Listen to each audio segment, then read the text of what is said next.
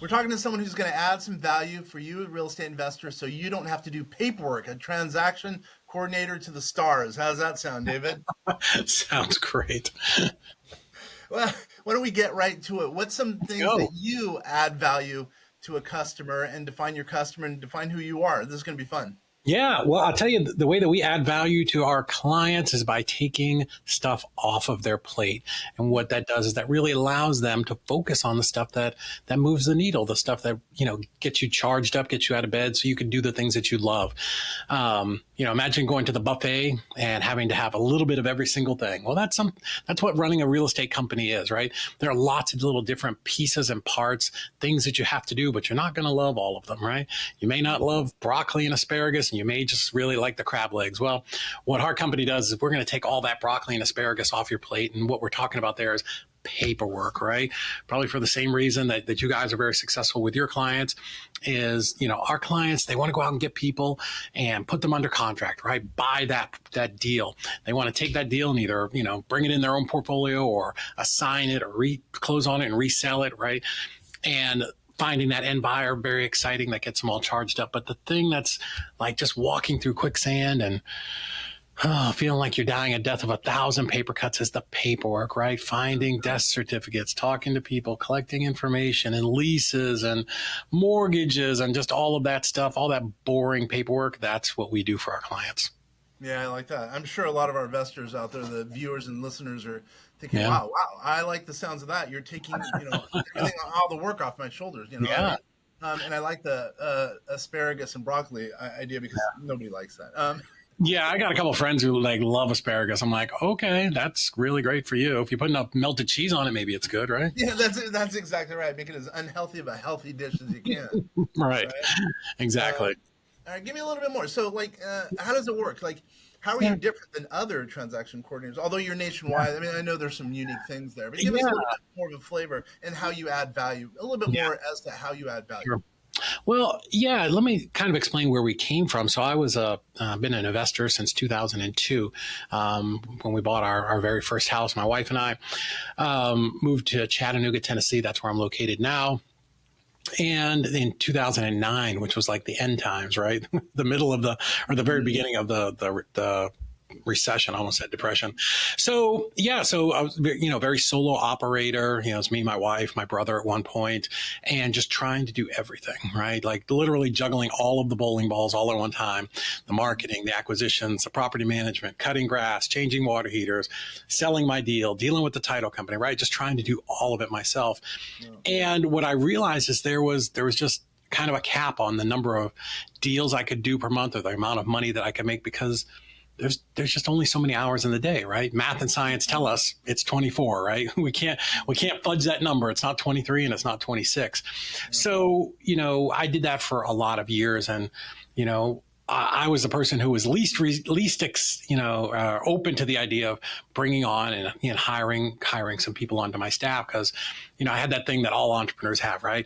Nobody's smarter than me. Nobody works harder than me. I do it better than anybody else. Nobody will care more than me. All of that stuff, right? I got to be a control freak. I have to do it all myself, and that was fine. And it was a nice job, right? It wasn't really a business until I realized that I can bring people in to my company and help me do certain things, right? They can help me do acquisitions. They can help me do bookkeeping, accounting, all of those types of things. So, it was that point where, that was what made my business really start to explode to where we did over 1,600 wholesale deals. But the lesson there, right? The lesson. Hold on. 1,600 for you, in effect? Yeah, I've done over 1,600 wholesale deals. I've been doing this a long time. Yeah. Oh, sorry. Keep going. I didn't mean to interrupt. No, that's okay. So I've been wholesaling a long time, but yeah, that was a hard lesson for me to learn, and I see that a lot with newer investors. Is I got to get a bookkeeper, I got to get an accountant, I got to get a property manager, right? They don't want to let go of that, that stuff out of their hands. But once I did that, once I realized that I could bring in a transactions coordinator, right? In this case, she's now my COO, but I brought Heather in and she was my transactions coordinator because I was doing it myself because nobody's smarter than me. Nobody's as good as me, all that nonsense. And then what was happening is I was able to take my time and put it back on the things in my business that mattered, right? Which for me was talking to more buyers, talking to more sellers. And I remember one day I was looking at my bank account on my phone and I'm like, wonder where this $28,000 came from. I walked in. Actually, this office here was our podcast studio, used to be our old transactions office. And I said, hey, Heather, what's this $28,000? And she's like, well, dummy, that's that deal you sold 4 weeks ago. And I'm like, oh, like I completely forgot about it. Deal still closed. I got paid, but I was able to focus on the parts of the business that was going to result in more and more deals, right? So what this did is this caused our revenue to shoot way up. So yeah, that was kind of a big lesson for me. And then, over time, we realized this was something that all investors needed. I wasn't unique in this situation, right? It's something that, was going to be able to help a lot of people. And the thing that I hear the most from our clients is like, oh my God, I didn't realize how much time I was wasting on transactions because it's an hour here, 15 minutes here. It's a couple emails, it's running across town to pick up some documents. And the second thing that I hear is, I didn't realize somebody else could do this for me. Right. And that it can be done, as cheap as it is. So, yeah, so we sort of fell a little bit backwards into opening this company and started with, really, we just built up transaction coordinators to help our company. And then some of my friends who run some big wholesale companies were like, hey, during COVID, I laid off my TC, my transaction coordinator. Can you help me? And that sort of just snowballed into helping investors all across the country. And now we've got hundreds of clients, and we did last year $238 million in transactions for our clients and generated over $20 million in assignment and novation fees. Oh, so you're indeed a big player. Okay, now I'm getting you. That's really helpful to know. You're obviously a thought leader also. You do podcasts, etc. So, and thank you very much for being there. By the way, real quick, how does someone get a hold of you? Let's get to that first, and then we'll jump on. Sure. I'm super easy. You can go to our website, which is the letter E, the letter Z, EzREIclosings with an S.com, and you can book a call with me there. I am all over social media. David Olds, REI, so David, OLDS, and then REI. It's the same for Instagram and Facebook. So we pump out just a ton of content, like me and my rental properties, or talking about, just different aspects of the real estate business where, we're trying to offer as much value as we can. Yep, I got it. Okay, so then let's say, to what extent will you do the work? Meaning, let's say I find a property, I say, I'm making a deal. I'm going to do that, right? I make that offer. What will you do thereafter? Yeah, the moment you got that property under contract, you're going to send that contract to me, to my team. So a little bit about us, we're operating here out of Chattanooga, Tennessee. We don't use any remote workers, no virtual assistants. We have 17 coordinators right now. Every one of them is here in this office. In fact, right on the other side of that wall. So they are all here. So you're going to send us that contract. We're going to assign it to the right coordinator and the right title company, because one thing about us is we work in all 50 states and we handle all transaction types. So it doesn't matter if it's a wholesale deal, sub to, notes, wraps, installment deal, whatever it is, right? We handle all types of deals because, before we shut our wholesale company down, I was a 15-year wholesaler, and I get that every deal is going to be a little bit different, right? They're not all going to be the same. So you're going to send that to us. It's going to get assigned to, let's say, Claudia, one of my coordinators. She's going to call up Mrs. Smith, right? Hey, Mrs. Smith, I'm working with Kenner on your deal over here at 123 Main Street. Hey, I'm going to be your point of contact from here all the way till closing because I want you out. Go get your next deal. Go worry about selling your deal. Mrs. Smith, I need to collect some information from the title company so I can get you paid just as quickly as possible, right? Because we are always going to dangle that carrot. First off, you're our client, but she's the seller. It's our job to bring her over the line. Great. We have a kind of a proprietary, like a 5-page, we call it just an intake or a seller doc form. We're going to ask her every single question that the title company is going to need. So you're not going to get those 1,000 emails from the title company. Oh, what's their forwarding address? How do they want to get paid at closing? What about this? What about this other thing? What about this missing document, right? All of that will come through us, and we will communicate with the seller. So we'll get all that information. We're going to kind of take all that work off your plate, giving you back your time. Once you have your end buyer in place, same thing. Send me that contract. Hey, Joe, this is Claudia. I'm working with Kenner over on 123 Main Street. Hey, looks like you contracted to buy this. Great. Have you deposited your EMD yet? Nope. Great. Here's the wiring instructions. And hey, looks like you're closing this in your LLC. I need to get your corporate docs. Who's the authorized signer? Oh, and you're using funding. You're using Kiavi to fund your deal. Cool. Who are you talking to over there? We need to get with them so we can get all of the mortgage terms, so I can get that over to the title company, so we can get your deed of trust done, and we can get this thing closed just as quickly as possible. Boom. So we're going to do literally white glove, concierge level, everything from the moment you get it under contract. We will take it from there. We are your personal back office. Yeah, I get it. So as I think we do here at solutionsgroup.com, we do tax, finance, artificial intelligence for entrepreneurs. So we are really big advocates of technology, and I like to ask our people who are on, as we call you, a partner, episode partner. So to what extent are you using either technology or artificial intelligence to get that football over the goal line? Yeah, very little artificial intelligence. Our business is a people business, right? We are on the phone constantly. Our phone minutes are off the charts, thousands every single week. There's no artificial intelligence way to call them up and say, hey, I need, the mortgage release was never filed with the county in 1987.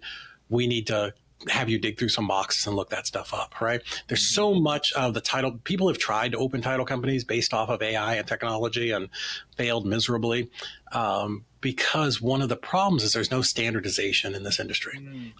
We have 50 states who all love to do it different ways. There's title states and attorney states and abstract states and escrow states, and some states like California who do it a little bit different, whether you're in the north part of the state or the south part of the state. And then there's 3,100 counties who all have completely different systems. Some of them aren't even online. So there is no way to pull that data.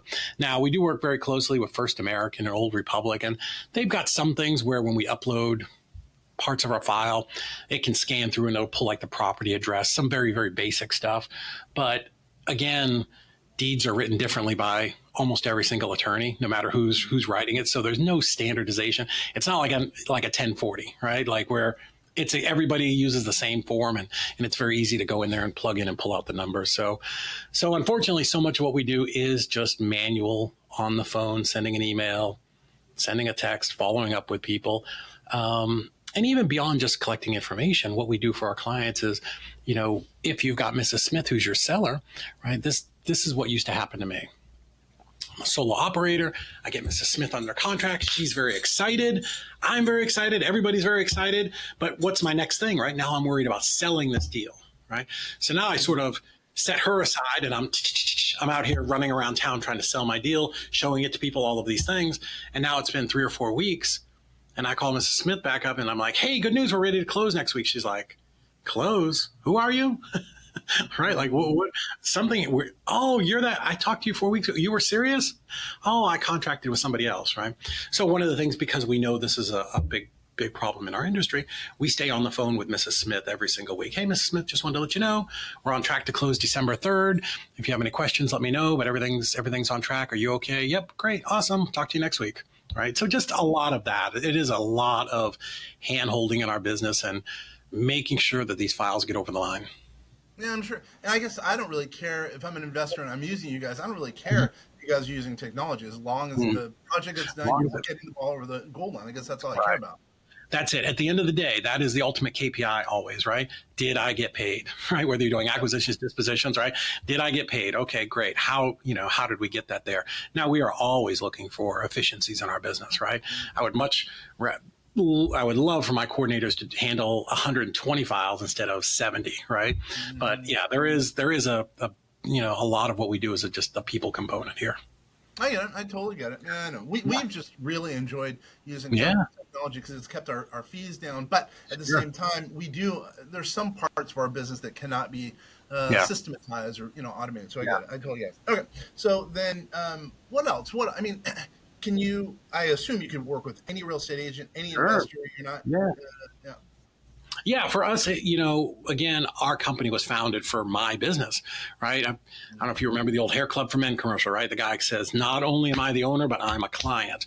Well, the company, our systems were all designed around how we ran our nationwide wholesaling company. We were doing 25, maybe 30 deals a month. Like we were a pretty high volume company. And in order to do that sort of volume, you have to have a system, right? It's literally got to be like a production line, because we're doing the same thing over and over and over again. So that's the way that we built the system, so that, any of our clients they love just plugging into it, because they can sign up with us today and be plugged into that tomorrow, and literally have this brain trust of 17 coordinators who did 2,200 files last year. Right, we'll do almost 3,700 is what we're projected to do this year. So we handle a lot of deals, right? There's nothing. It makes me laugh. Sometimes people are like, "But can you do my kind of deal?" I'm like, 2,200 deals last year. Yep, I promise you. I would love it if you brought us something that was new and unique, because the coordinators love new, something new. But typically, it's the same thing over and over and over again. And the great thing about that is, the thing that would make one of our clients kind of fumble the ball because they don't understand how to do a monument of title. That's stuff that one of our coordinators is doing every day. Yeah. It might be new to the investor, or it might be new to the first-time home buyer or whatever. But for you, it's like, we've done that numerous times. Yeah, and nobody got into this business to be to learn title abstracting, right? We got into this business to make money and have fun and do the parts of the business that we love. And I've yet to come across somebody who's like, God, I just love Excel spreadsheets and filing this stuff and learning how to do a notice of interest in some odd county in Virginia. It blows me away how much paperwork is required. I guess I get it too, because we're in a litigation-oriented society. But man, it's crazy how much paperwork there. I could not. I mean, we do bookkeeping for clients, for solopreneurs, entrepreneurs. I couldn't imagine the stuff that you do. I really could not imagine that. Oh, there are easy ones, right? It's an easy transaction where somebody bought it 2 years ago and it's a cash sale. We're in and out really quick, but we have deals all the time that take a year to close because they're going through probate or pre-foreclosure or bankruptcy or whatever it is. So, and those files get, they'll have 60, 70 documents in there trying to get it closed. Yeah, I don't know how you do that. Oh my gosh. It must be unbelievable. Yeah, what we do, and that's, I guess, if we do have technology, my COO, Heather Anderson's amazing at building that part out. She actually came from Amazon, so she's very big and understands those types of systems. And if you can run, 18,000 packages through a building in one day, you can certainly handle our 2,200 files a year. So she's built out just an amazing back office for us. And that translates to a great, customer facing portal for our clients. So yeah, you've definitely got to have a good system, when something changes, and something's got to be changed within that system. And it's got to be, as simple as scalable, right? So it's got to be something that all of our coordinators can adapt to very quickly. Yeah, I totally get it. So you've been around. You've been a wholesaler.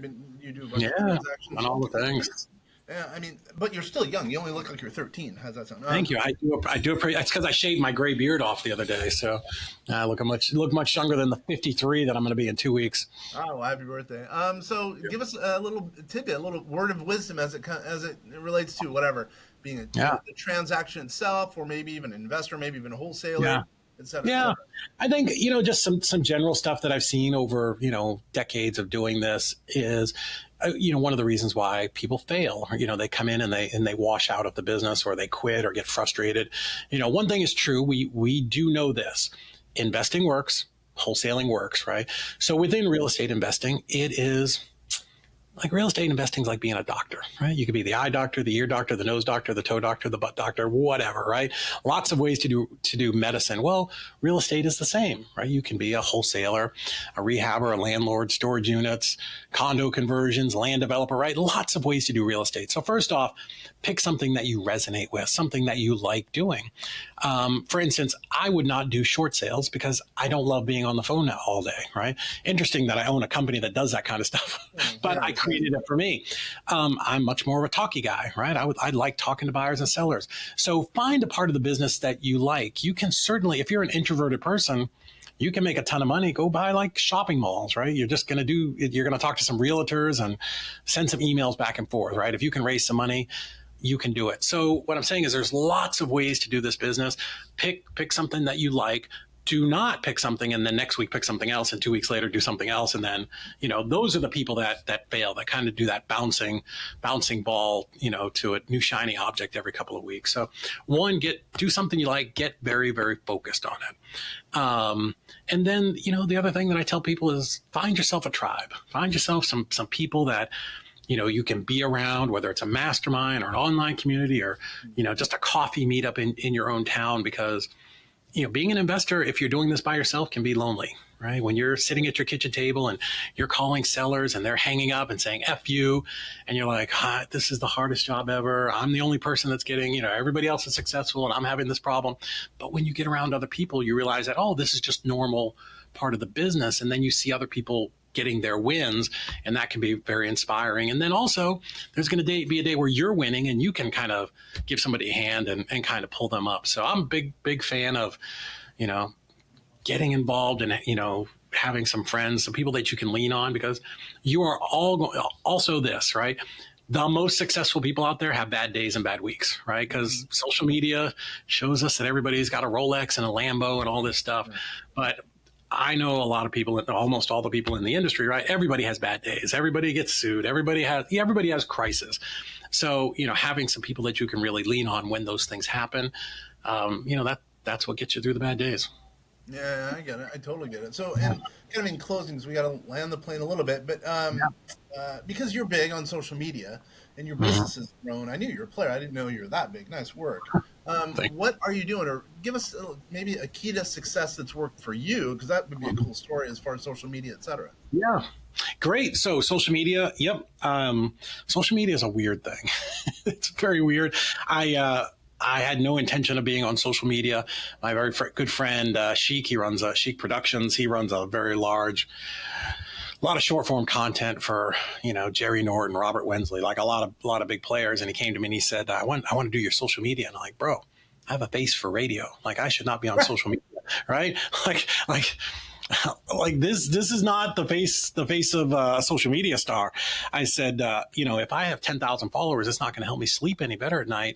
But if I'll do it, if there's a way that we can monetize it, right? Because we don't want to be spending, because it's not cheap to do all the social media. So that was kind of the first thing. But even going back further than that, a very good friend of mine teaches social media marketing. He was the first social media marketing professor at the University of Tennessee. And this is probably in 2015 or 16. And I remember him saying, and this is, if you're listening, you should do this. He said, listen, when you're out at these houses, you should be filming everything, right? Just put the content out there, put it out there. People want to see it. I'm like, Ryan, his name's Ryan Russell. I'm like, Ryan, nobody wants to see me walking through a house. He's like, I promise you people do. This is why reality TV is so huge, because people love seeing behind the scenes. They don't necessarily love that perfectly curated, filtered, right? Like, that's just very bland and vanilla and blah. People want to see you walking through the house, tripping on a board, showing your contractors. Here's the ugly side of real estate. Here's the real side of real estate, as my buddy Tommy Haar says. So yeah, that would be my recommendation. Like, if you're going out to look at a house, flip your camera on. Hey guys, here I am over at 223 Elm Street. I'm going to look at this house. I'm thinking about buying it. Let's take a walk through. Right? Just show your day, show what you're doing. People will follow. People are fascinated by that, because there are so many people who, for whatever reason, don't have the courage to go out and do it, but they will watch that sort of content and follow you. And the more you do, the better you get at it. It's blowing me away. So we haven't been doing any social media. We actually suck at social media. So we just started basically, April, and it's completely blown up. It's totally changed my life. I mean, now we have people coming in the door way more numbers than we did before, based on social media. And more than anything, also, we have clients and prospects who are calling in and then confirming whatever we're saying, talking, on social media, and it's helped us. So, I mean, for the people who are out there, remember, we have at least 2,000 real estate agents out there, and we have a number of other, 1,800 who are kind of affiliated with us. Probably will be listening to this, hopefully. They really got to get doing social media. But now, we do. It's this ultimate calling card, right? Especially, and the one thing about social media is, don't try to be somebody else, right? Just be yourself. Talk about the thing that you're amazing at, whatever it is, right? Because we're all amazing at something. There's something that you're really good at or you're really passionate about. And that sincerity, I guess it comes through, and that's what people will follow, right? Like I tell people, I'm a 50-year-old, chubby white guy, but I kind of know what I'm talking about. So people resonate with that. Not everybody, and that's okay, right? Like I'm not the gold chain and, again, Porsche guy, right? Like that's not my thing, but I've done a couple of real estate things and I can certainly talk about it. And some people like that. Yeah. By the way, I will say you do have a face for video. But thank you. Appreciate it. It's this filter that I've got on the camera. Is that why you look like you're 13 or whatever? Yeah. Is it? Yeah, now it makes sense. All right. So what's one thing we haven't talked about thus far that can add value? Again, our market in, mainly, solopreneurs, entrepreneurs, real estate investors, some real estate agents. Give us one thing as far as, yeah, one thing I like to tell people, or I would certainly tell my own team when we were very heavily wholesaling is, when we're talking to these sellers and we're talking to buyers, like these are real people, right? We can get so caught up so easily in it just being another deal, just being another contract. It just becomes a number to us. But, the seller is a real person. They typically have a problem. That's why they're coming to us to sell for cash. So we should give them real numbers. Don't just contract people just to get the contract and then go, oh, whoopsie, I'm going to just cancel it later down the road if I can't find a buyer, right? Because now you've affected that person's life. Is your contract legal and you can get out of it? Sure. But is it the right thing? I'm not saying you have to close on it, but, at least know that this is a closable, this is a deal that you can make happen, right? I get it, stuff happens, but I do see some new investors who really have a real blasé attitude about, if I can't find a buyer, I'll just cancel it. And you're really affecting people's lives. And this is the kind of stuff that gives real estate investors a bad name. Certainly, plenty of realtors do the same thing, right? They go see somebody and the agent the seller's like, I want $10 million. They're like, okay, I think that's great. And they put that sign in the yard. But all of us, let's remember, let's, treat these people with the respect that, we are the real estate professionals. So let's do everything we can to help them, because typically they're in some type of distress or the property's in distress and they're looking for a solution, right? Whether it's an investor or an agent. And, we should be doing our best to help people. And it definitely sounds like you guys are a solution. I like the fact that you're taking the broccoli, taking the mushrooms off our table. My gosh. Yeah, mushrooms too, right? All of it. Yeah, we just want you to have the ice cream and the boneless pork and the crab legs. Yeah, and what we say, we as far as bookkeeping and taxes, no one wants to do their own taxes, or if they're smart, they no. I mean, we it's want them to be able to sell their widgets, sell their real estate, do whatever, so we can do their stuff for them, so they can do whatever they're very good at, their core function. Yeah.